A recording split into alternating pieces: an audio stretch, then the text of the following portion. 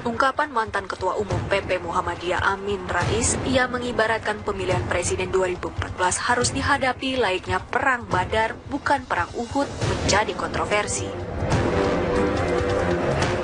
Mantan Ketua Umum PP Muhammadiyah Syafi'i Ma'arif dan mantan Ketua Umum Nahdlatul Ulama Hashim Muzadi menyayangkan ungkapan pemilu Presiden bagai Perang Badar keluar dari sosok Amin Rais. Menganalogikan Pilpres dengan Perang Badar dianggap telah membuat masyarakat resah. Pilpres yang seharusnya menjadi hajatan besar masyarakat Indonesia dianggap tak pantas disandingkan oleh sebuah kata perang. Namun, makna Perang Badar di pemilu Presiden 2014 yang diwacanakan oleh Amin Rais konon disalahartikan. Benarkah Perang Badar yang dimaksud Amin Rais adalah semangat untuk membela kehormatan diri dan tanah air? Mengapa Amin Rais justru tak ingin Pilpres kali ini bagai Perang Uhud yang hanya mementingkan kepentingan pribadi dan berorientasi duniawi saja?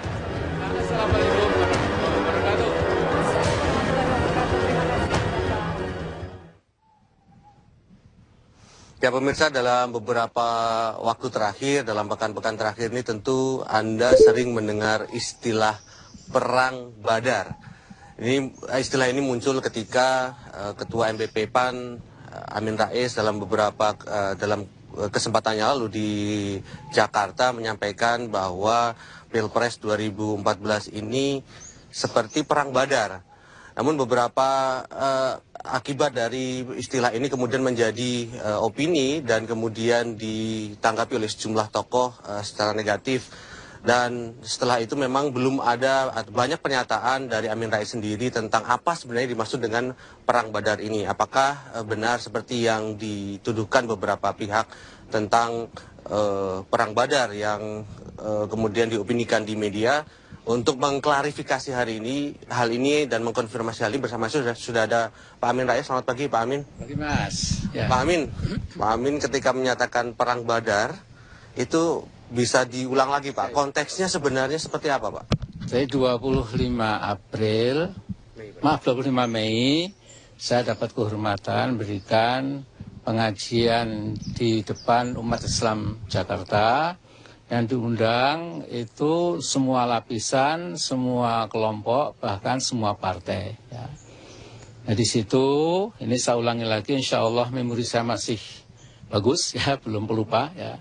Saya mengatakan alhamdulillah dari 5 partai Islam, yang 4 sudah bergabung. Yang 1 tidak bergabung itu bukan berarti lantas harus kita beri keputusan seolah-olah rendah atau salah dan lain-lain.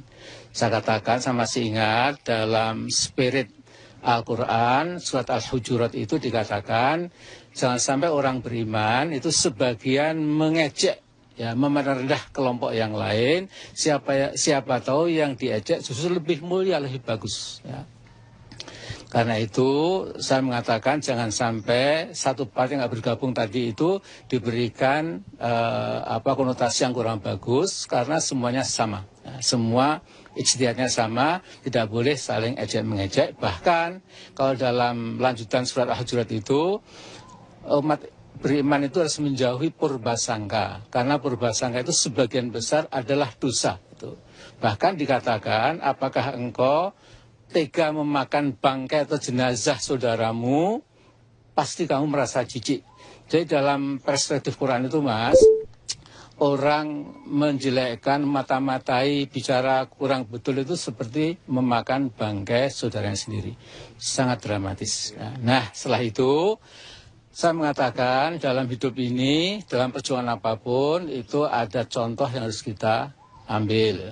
Dulu orang beriman ketika Perang Badar tahun kedua Hijriah mempertahankan harga dirinya, martabatnya, negeri yang baru dibangun itu betul-betul ikhlas, ya. Tidak ada kata wani piro, ngono yang ngono yang ojo semono kata orang Jawa itu ya, yang diplesetkan juga ya. Tapi karena ikhlas itu maka Allah memberikan kemenangan.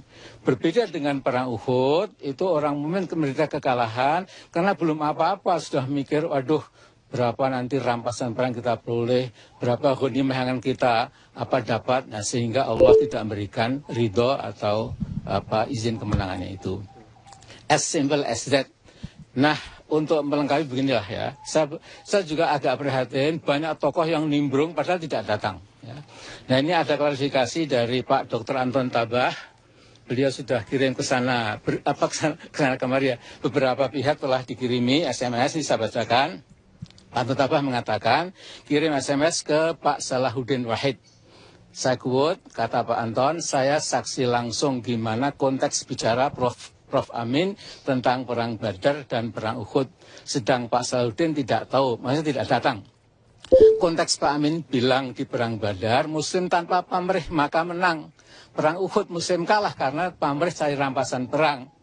Maksud Pak Amin, pendukung jangan mikir dapat apa. Yang penting menangan pemilu, soal keduniaan itu nanti. Itu arti perang Badar bukan perang Uhud, semoga manfaat.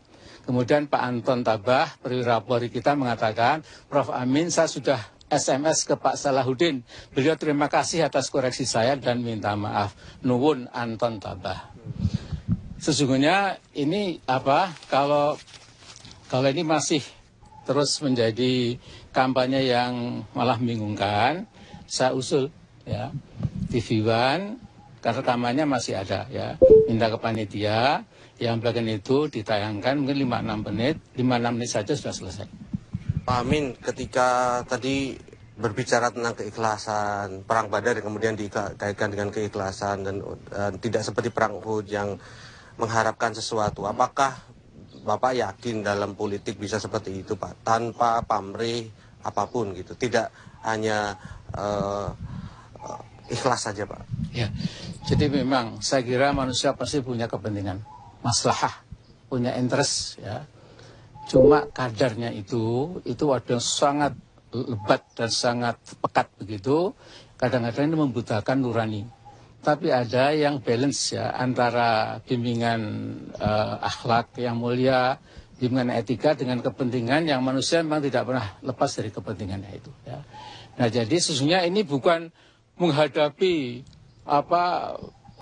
pasangan Jokowi kalah, Prabowo Hatta harus seperti perang Badar, bukan sama sekali. Itu namanya pembingungan ya, bukan seperti itu.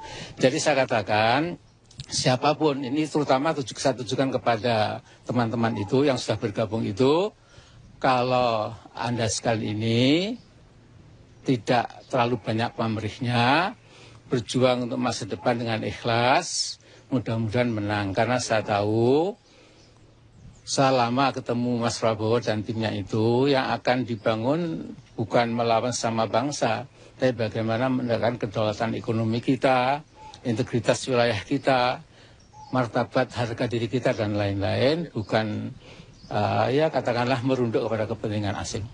Pak Amin, istilah perang Badar, terminologi itu kemudian oleh beberapa pihak dianggap sebagai sesuatu hal yang intoleran Pak. Kalau menanggapi hal tersebut bagaimana Pak? Ya saya kira itu terlalu jauh Mas ya. Jadi kalau kembali ke konteks, sebenarnya kalau diputar kembali ke rekaman itu insya Allah proporsional ya. Jadi maksud saya ini kan di negeri kita ini politik sudah demikian transaksional ya. Jadi saya dapat apa, nanti saya diberi portofolio dan lain. Ini kan sesuatu yang belum apa-apa sudah model perang Uhud tadi itu ya, rampasan perang bagi-bagi kaya dan lain-lain. Itu tidak disukai dalam perspektif keagamaan gitu ya. Nah jadi saya hanya ingin menggarisbawahi ini bukan untuk intoleransi, karena yang kita hadapi itu menurut saya itu adalah kekuatan asing yang mau mencaplok negeri ini lewat ekonomi, lewat pertahanan, lewat diplomatik, lewat politik dan lain-lain. Apalagi Mas, ini yang mungkin saya lihat yang sebagian orang tidak lihat, ada kekuatan global yang sesungguhnya sedang mengacak-acak dunia Islam dari Merauke sampai Maroko. Ya, lihat Mesir hancur, Libya hancur, Afghanistan hancur, Irak sudah hancur. Ya. Kemudian Suriah juga sedang dalam kehancuran, Tunisia juga sedang di tebing kehancuran. Dari dunia Islam ini yang utuh tinggal Malaysia, Turki, Indonesia. Ya, Indonesia ini negeri Muslim terbesar, jadi harus hati-hati. Ya, jadi sesungguhnya itu yang sering saya ceramahkan, khutbahkan di masjid, bahwa ini adalah negeri Muslim terbesar, tidak dibiarkan oleh kekuatan global itu bisa mandiri, bisa berdaulat. Tentu mereka tidak ingin. Karena apa? Karena mereka itu punya vested interest bagaimana negeri yang kaya dengan pertambangan, dengan kekayaan alam itu bisa menjadi subordinasi dari mereka. Itu yang sesungguhnya harus kita lawan. Kalau pemilu antar pasangan ini ya tidak mungkin lah ya. Saya lantas memecah belah umat Islam, naudzubillah min dzalik. Pak Amin, ketika bicara tentang perang Badar dan keikhlasan, Pak Amin tadi juga beberapa waktu ini tadi mengatakan bahwa politik di Indonesia itu sudah sangat transaksional. Bapak yakin sebagai pendukung pasangan Prabowo Hatta bahwa transaksi politik itu tidak terjadi, Pak? Ketika nanti misalnya pasangan ini kemudian dipilih menjadi presiden dan wakil presiden. Ya, kebetulan saya dengan Prabowo ini punya hubungan yang sudah agak lama. Ya, katakanlah, ya mungkin seperti adik dan kakak. Ya, ini pun dulu dorong oleh almarhum Pak Sumitro Djahadikusumo, ya. Ceritanya panjang lah ya. Jadi andai kata Mas Prabowo tiba-tiba berubah rel, kemudian visi misi yang sangat bagus itu hanya untuk kepura-puraan, misalnya saya orang pertama yang akan menjewer dia. Dan saya tidak takut sama siapapun, ya. Jadi insya Allah saya akan menjaga, ya, insya Allah. Ya. Pak Amin, tahan dulu. Ternyata pembicaraan tentang perang Badar ini cukup menarik, tapi seperti apa lagi perspektif atau klarifikasi yang disampaikan Pak Amin Rais? Anda jangan kemana-mana, tetap di Apa Kabar Indonesia Pagi.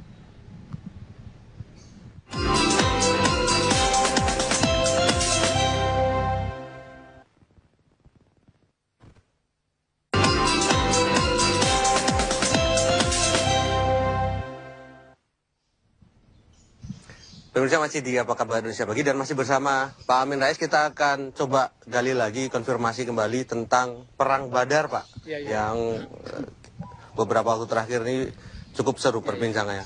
Pak Amin melihat terminologi Perang Badar. Pak Amin menggunakan kata perang. Secara terminologi, secara bahasa, secara logo, Pak. ini suatu hal yang, Pak? Ini suatu hal yang serius sepertinya, Pak. Kenapa, Pak? Logonya itu Ghazwatu Badr, ya.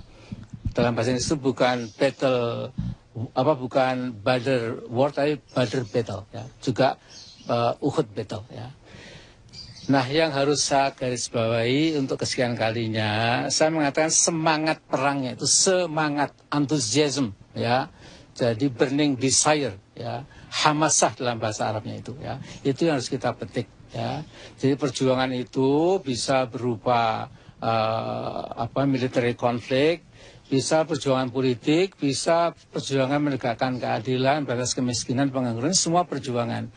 Nah, yang sangat amat direkomendasi oleh agama itu, apa yang kamu kerjakan itu dengan ikhlas, jangan pakai pamrih. Bahkan ada jaminan kalau kita mengejar ukhrawi kita itu, duniawi kita akan tersertakan. Tapi kalau orang hanya mengejar dunia, ukhrawinya hilang, itu alangkah ruginya. Jadi bukan perang itu, tapi semangatnya itu, Mas. Ya.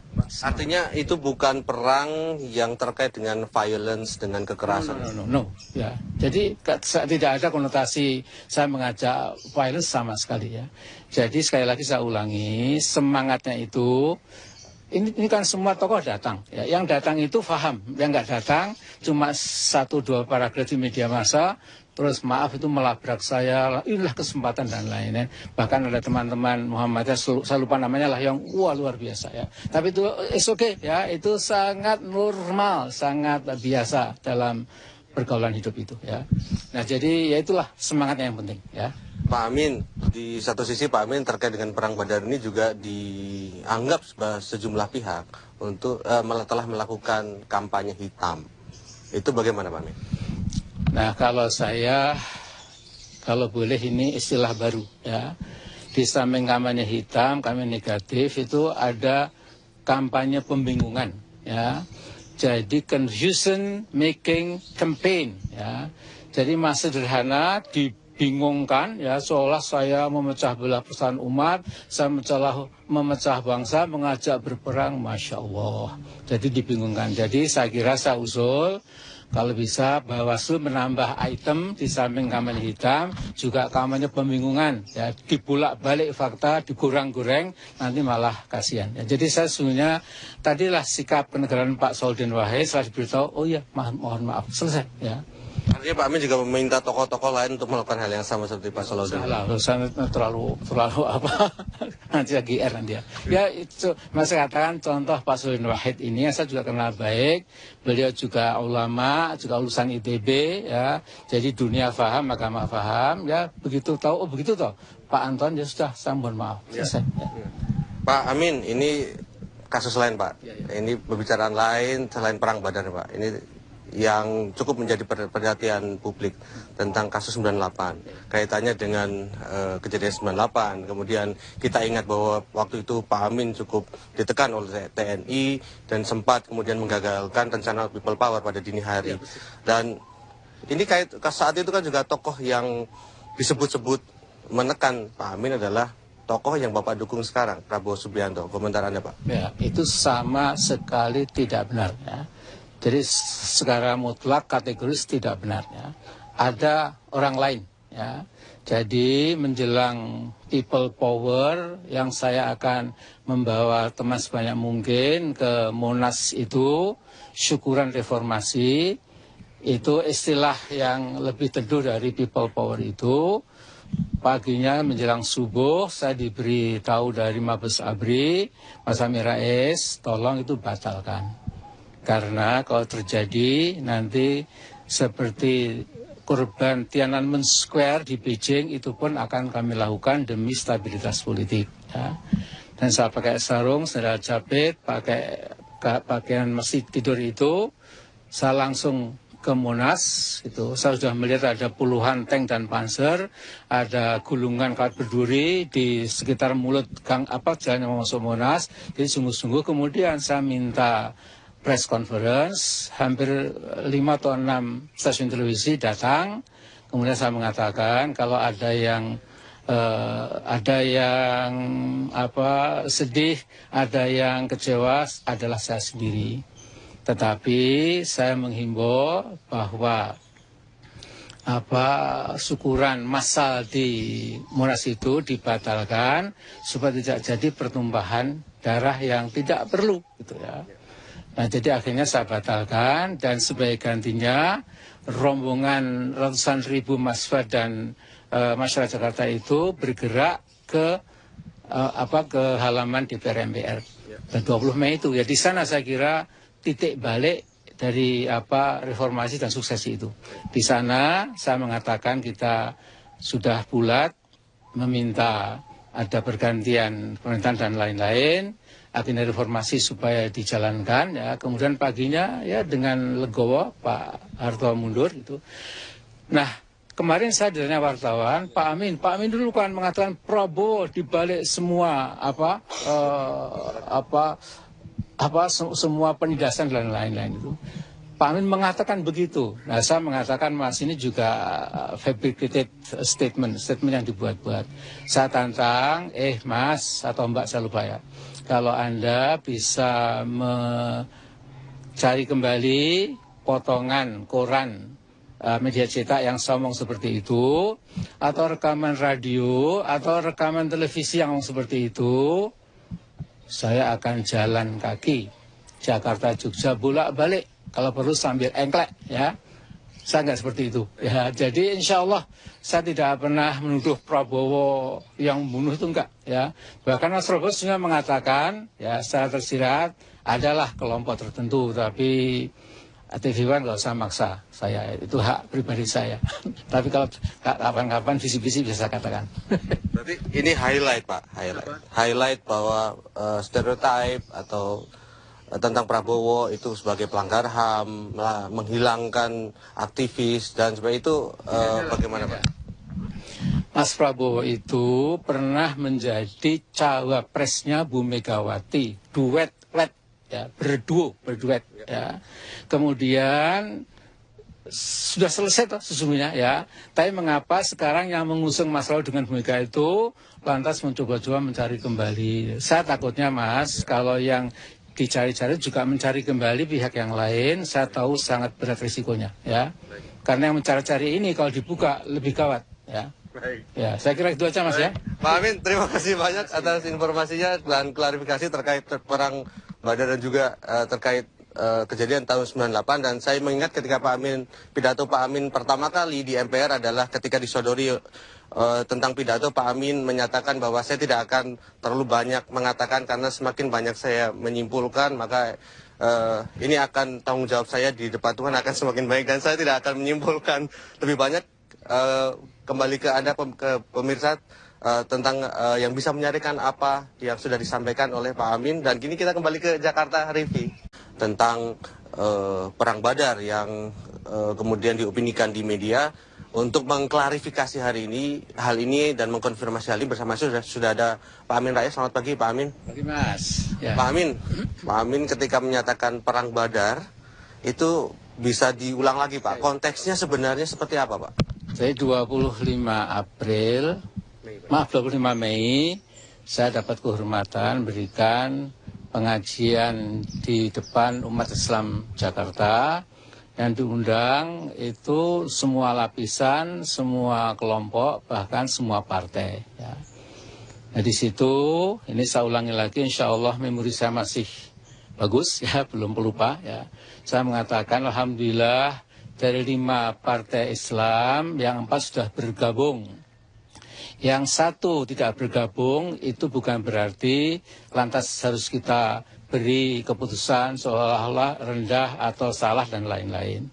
Saya katakan, saya masih ingat dalam spirit Al-Quran, surat Al-Hujurat itu dikatakan, jangan sampai orang beriman itu sebagian mengejek, ya, memandang rendah kelompok yang lain. Siapa tahu yang diejek justru lebih mulia, lebih bagus. Ya. Karena itu saya mengatakan jangan sampai satu partai yang nggak bergabung tadi itu diberikan konotasi yang kurang bagus karena semuanya sama. Ya, semua ijtihadnya sama, tidak boleh saling ejek-mengejek. Bahkan kalau dalam lanjutan surat Al-Hujurat itu umat beriman itu harus menjauhi purbasangka, karena purbasangka itu sebagian besar adalah dosa. Bahkan dikatakan, apakah engkau tega memakan bangkai atau jenazah saudaramu, pasti kamu merasa jijik. Jadi dalam perspektif Quran itu Mas, orang menjelekkan, mata-matai, bicara kurang betul itu seperti memakan bangkai saudaranya sendiri. Sangat dramatis. Nah setelah itu, saya mengatakan dalam hidup ini, dalam perjuangan apapun, itu ada contoh yang harus kita ambil. Dulu orang beriman ketika Perang Badar tahun kedua Hijriah, mempertahankan harga dirinya, martabatnya, negeri yang baru dibangun itu betul-betul ikhlas. Ya. Tidak ada kata wani piro, ngono yang ngono yang ojo semono kata orang Jawa itu ya, yang diplesetkan juga ya. Tapi karena ikhlas itu maka Allah memberikan kemenangan. Berbeda dengan perang Uhud, itu orang mukmin menderita kekalahan karena belum apa-apa sudah mikir, waduh berapa nanti rampasan perang kita peroleh, berapa ghanimah yang kita dapat. Nah, sehingga Allah tidak memberikan ridho atau izin kemenangannya itu. As simple as that. Nah, untuk melengkapi beginilah ya, saya juga agak prihatin banyak tokoh yang nimbrung padahal tidak datang. Ya. Nah ini ada klarifikasi dari Pak Dr. Anton Tabah, beliau sudah kirim ke sana, kemari ya, beberapa pihak telah dikirimi SMS, ini saya bacakan. Pak Anton Tabah mengatakan, kirim SMS ke Pak Salahuddin Wahid. Saya quote, kata Pak Anton, saya saksi langsung gimana konteks bicara Prof. Amin tentang Perang Badar dan Perang Uhud. Sedang Pak Salahuddin tidak tahu, maksudnya tidak datang. Konteks Pak Amin bilang di Perang Badar, Muslim tanpa pamrih maka menang. Perang Uhud Muslim kalah karena pamrih cari rampasan perang. Maksud Pak Amin, pendukung jangan mikir dapat apa. Yang penting menangan pemilu, soal keduniaan itu nanti. Itu arti Perang Badar bukan Perang Uhud, semoga manfaat. Kemudian Pak Anton Tabah, perwira Polri kita mengatakan, Prof. Amin saya sudah SMS ke Pak Salahuddin. Beliau terima kasih atas koreksi saya dan minta maaf. Nuwun Anton Tabah. Sesungguhnya ini kalau ini masih terus menjadi kampanye yang malah membingungkan, saya usul ya TV One karena rekamannya masih ada ya, minta ke panitia yang bagian itu ditayangkan mungkin 5-6 menit saja sudah selesai. Pak Amin, ketika tadi berbicara tentang keikhlasan, perang Badar yang kemudian dikaitkan dengan keikhlasan dan tidak seperti perang Uhud yang mengharapkan sesuatu, apakah Bapak yakin dalam politik bisa seperti itu, Pak, tanpa pamrih apapun gitu, tidak hanya ikhlas saja, Pak? Ya, jadi memang saya kira manusia pasti punya kepentingan, maslahah, punya interest ya. Cuma kadarnya itu ada yang sangat lebat dan sangat pekat begitu, kadang-kadang ini membutakan nurani. Tapi ada yang balance ya, antara bimbingan akhlak yang mulia, bimbingan etika dengan kepentingan yang manusia memang tidak pernah lepas dari kepentingannya itu ya. Nah jadi sesungguhnya ini bukan menghadapi pasangan Jokowi kalah, Prabowo Hatta harus seperti perang Badar, bukan sama sekali. Itu namanya pembingungan ya, bukan seperti itu.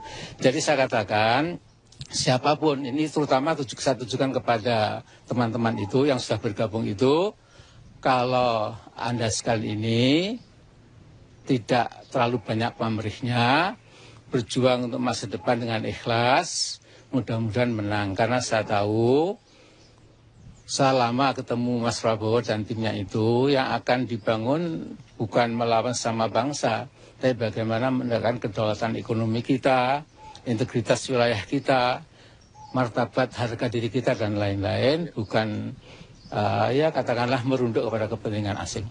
Pak Amin, istilah perang Badar, terminologi itu kemudian oleh beberapa pihak dianggap sebagai sesuatu hal yang intoleran, Pak. Kalau menanggapi hal tersebut bagaimana, Pak? Ya saya kira itu terlalu jauh, Mas ya. Jadi kalau kembali ke konteks, sebenarnya kalau diputar kembali rekamannya itu insya Allah proporsional ya. Jadi maksud saya ini kan di negeri kita ini politik sudah demikian transaksional ya. Jadi saya dapat apa, nanti saya diberi portofolio dan lain. Ini kan sesuatu yang belum apa-apa, sudah model perang Uhud tadi itu ya, rampasan perang, bagi-bagi kaya dan lain-lain. Itu tidak disukai dalam perspektif keagamaan gitu ya. Nah jadi saya hanya ingin menggarisbawahi ini bukan untuk intoleransi, karena yang harus saya garisbawahi untuk kesekian kalinya, saya mengatakan semangat perangnya itu semangat antusiasme ya. Jadi burning desire ya, hamasah dalam bahasa Arabnya itu ya. Itu yang harus kita petik ya. Jadi perjuangan itu bisa berupa military conflict, bisa perjuangan politik, bisa perjuangan menegakkan keadilan, batas kemiskinan, pengangguran, semua perjuangan. Nah, yang sangat amat direkomendasi oleh agama itu, apa yang kamu kerjakan itu dengan ikhlas, jangan pakai pamrih. Bahkan ada jaminan kalau kita mengejar ukhrawi kita itu, duniawi kita akan tersertakan. Tapi kalau orang hanya mengejar dunia, ukhrawinya hilang, itu alangkah ruginya. Jadi bukan perang itu, tapi semangatnya itu, Mas ya. Artinya itu bukan perang yang terkait dengan violence, dengan kekerasan. No. Ya. Jadi tidak ada konotasi saya mengajak violence sama sekali ya. Jadi sekali lagi saya ulangi, semangatnya itu, ini kan semua tokoh datang ya. Yang datang itu paham, yang nggak datang cuma 1-2 paragraf di media massa, terus maaf itu melabrak saya, inilah kesempatan dan lain-lain. Bahkan ada teman-teman Muhammadiyah, saya lupa namanya lah, yang luar biasa ya. Tapi itu it's okay ya, itu sangat normal, sangat biasa dalam pergaulan hidup itu ya. Nah jadi ya itulah semangatnya yang penting ya. Pak Amin, di satu sisi Pak Amin terkait dengan perang Badar ini juga dianggap sejumlah pihak untuk telah melakukan kampanye hitam. Itu bagaimana, Pak Amin? Nah kalau boleh ini istilah baru ya. Di samping kampanye hitam, kampanye negatif itu ada kampanye pembingungan ya. jadi confusion making campaign, ya. Jadi mas sederhana dibingungkan, ya, seolah saya memecah belah persatuan umat, saya memecah bangsa, mengajak berperang, masya Allah. Jadi dibingungkan. Jadi saya kira saya usul, kalau bisa Bawaslu menambah item di samping kampanye hitam, juga kampanye pembingungan, ya, dibulak-balik fakta, digoreng-goreng, nanti malah kasihan. Ya, jadi saya sesungguhnya tadilah sikap penegaran Pak Saudin Wahid setelah diberitahu, oh ya, mohon maaf, selesai, ya. Artinya Pak Amin juga meminta tokoh-tokoh lain untuk melakukan hal yang sama seperti Pak Salahuddin. Terlalu apa? Nanti lagi nanti ya. Ya itu mas katakan contoh Pak Saudin Wahid ini yang saya juga kenal baik. Beliau juga ulama, juga lulusan ITB, ya. Jadi dunia paham, agama paham, ya. Begitu tahu, oh begitu toh. Pak Anton ya sudah, saya mohon maaf. Selesai. Ya. Pak Amin, ini kasus lain Pak. Ya, ya. Ini pembicaraan lain selain perang Badar Pak. Ini yang cukup menjadi perhatian publik tentang kasus 98, kaitannya dengan kejadian 98. Kemudian kita ingat bahwa waktu itu Pak Amin cukup ditekan oleh TNI dan sempat kemudian menggagalkan rencana People Power pada dini hari. Dan ini saat itu kan juga tokoh yang disebut-sebut menekan Pak Amin adalah tokoh yang Bapak dukung sekarang, Prabowo Subianto. Komentar Anda Pak? Ya, itu sama sekali tidak benar, ya. Jadi secara mutlak kategoris tidak.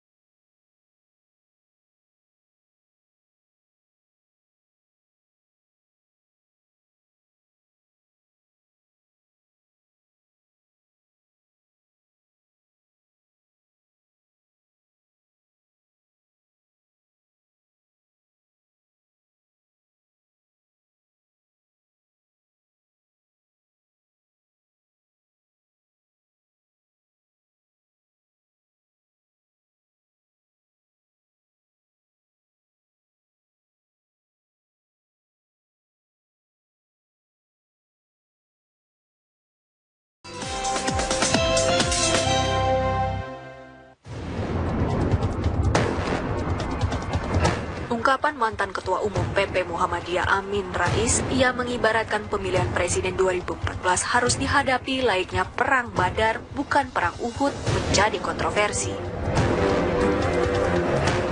Mantan Ketua Umum PP Muhammadiyah Syafi'i Ma'arif dan mantan Ketua Umum Nahdlatul Ulama Hashim Muzadi menyayangkan ungkapan pemilu Presiden bagai Perang Badar keluar dari sosok Amin Rais. Menganalogikan Pilpres dengan Perang Badar dianggap telah membuat masyarakat resah. Pilpres yang seharusnya menjadi hajatan besar masyarakat Indonesia dianggap tak pantas disandingkan oleh sebuah kata perang. Namun, makna Perang Badar di pemilu Presiden 2014 yang diwacanakan oleh Amin Rais konon disalahartikan. Benarkah Perang Badar yang dimaksud Amin Rais adalah semangat untuk membela kehormatan diri dan tanah air? Mengapa Amin Rais justru tak ingin Pilpres kali ini bagai perang Uhud yang hanya mementingkan kepentingan pribadi dan berorientasi duniawi saja?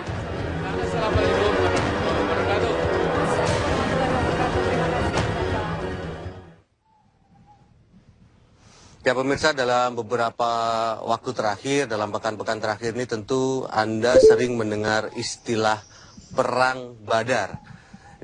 Istilah ini muncul ketika Ketua MPP PAN Amin Rais dalam kesempatannya lalu di Jakarta menyampaikan bahwa Pilpres 2014 ini seperti Perang Badar.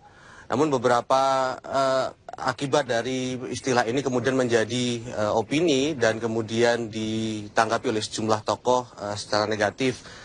Dan setelah itu memang belum ada banyak pernyataan dari Amin Rais sendiri tentang apa sebenarnya dimaksud dengan Perang Badar ini. Apakah benar seperti yang dituduhkan beberapa pihak? Kita hadapi itu menurut saya itu adalah kekuatan asing yang mau mencaplok negeri ini lewat ekonomi, lewat pertahanan, lewat diplomatik, lewat politik dan lain-lain. Apalagi Mas, ini yang mungkin saya lihat yang sebagian orang tidak lihat, ada kekuatan global yang sesungguhnya sedang mengacak-acak dunia Islam dari Merauke sampai Maroko. Ya, lihat Mesir hancur, Libya hancur, Afghanistan hancur, Irak sudah hancur. Ya. Kemudian Suriah juga sedang dalam kehancuran, Tunisia juga sedang di tebing kehancuran. Dari dunia Islam ini yang utuh tinggal Malaysia, Turki, Indonesia. Ya. Indonesia ini negeri muslim terbesar, jadi harus hati-hati. Ya. Jadi sesungguhnya itu yang sering saya ceramahkan, khutbahkan di masjid, bahwa ini adalah negeri muslim terbesar, tidak dibiarkan oleh kekuatan global itu bisa mandiri, bisa berdaulat. Tentu mereka tidak ingin. Karena apa? Karena mereka itu punya vested interest bagaimana negeri yang kaya dengan pertambangan, dengan kekayaan alam itu bisa menjadi subordinasi dari mereka. Itu yang sesungguhnya harus kita lawan. Kalau pemilu antar pasangan ini ya tidak mungkin lah ya. Saya lantas memecah belah umat Islam, naudzubillah min dzalik. Pak Amin, ketika bicara tentang Perang Badar dan keikhlasan, Pak Amin tadi juga beberapa waktu ini tadi mengatakan bahwa politik di Indonesia itu sudah sangat transaksional. Bapak yakin sebagai pendukung pasangan Prabowo Hatta bahwa transaksi politik itu tidak terjadi, Pak? Ketika nanti misalnya pasangan ini kemudian dipilih menjadi presiden dan wakil presiden. Ya, kebetulan saya dengan Prabowo ini punya hubungan yang sudah agak lama. Ya, katakanlah, ya mungkin seperti adik dan kakak. Ya, ini pun dulu dorong oleh almarhum Pak Sumitro Djahadikusumo, ya. Ceritanya panjang lah ya. Jadi andai kata Mas Prabowo tiba-tiba berubah rel, kemudian visi misi yang sangat bagus itu hanya untuk kepura-puraan, misalnya saya orang pertama yang akan menjewer dia. Dan saya tidak takut sama siapapun, ya. Jadi insya Allah saya akan menjaga, ya, insya Allah. Ya. Pak Amin, tahan dulu. Ternyata pembicaraan tentang Perang Badar ini cukup menarik, tapi seperti apa lagi perspektif atau klarifikasi yang disampaikan Pak Amin Rais? Anda jangan kemana-mana, tapi apa kabar Indonesia Pagi?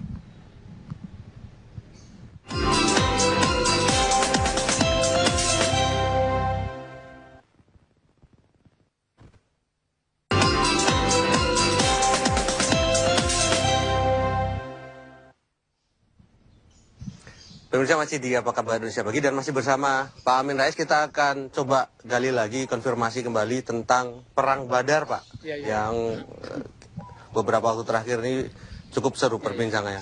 Pak Amin, melihat terminologi Perang Badar, Pak Amin menggunakan kata perang. Secara terminologi, secara bahasa, secara logo, Pak. Ini suatu hal yang, Pak? Ini suatu hal yang serius sepertinya, Pak. Kenapa, Pak? Logonya itu Ghazwatu Badr, ya. Dalam bahasa Inggris itu bukan battle, bukan Badr war, tapi Badr battle, ya. Juga Uhud battle, ya.